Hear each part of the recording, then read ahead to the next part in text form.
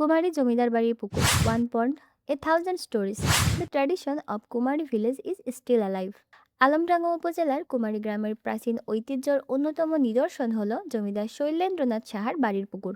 সময়ের প্রবাহে অনেক কিছু বদলে গেলেও এই পুকুর আজও বহন করে চলেছে একসময়ের ঐশ্বর্য আর ইতিহাসের নীরব সাক্ষ্য।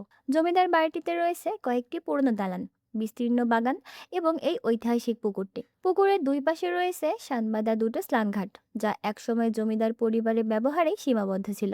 তবে এখন সেই সীমাবদ্ধতা ভেঙে গ্রামের সাধারণ মানুষও প্রতিদিন এখানে গোসল করে, যা এক ধরনের সামাজিক সম্প্রীতির প্রতীক হয়ে উঠেছে।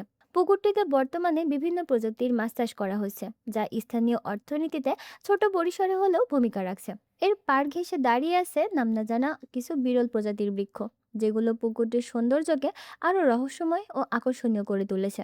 বিকেলে আলো ছায়া এই পুকুর পাড় যেন এক অন্যরকম শান্তির আবহ তৈরি করে। দেশভাগের পর ১৯৫০ সালে জমিদারি প্রথা বিলোপ হলেও শৈলেন্দ্রনাথ সাহা কুমারী গ্রামে বসবাস চালিয়ে যান। তখনও তার বাড়ি, বাগান ও পুকুর ছিল তার নিজের অধিকারে।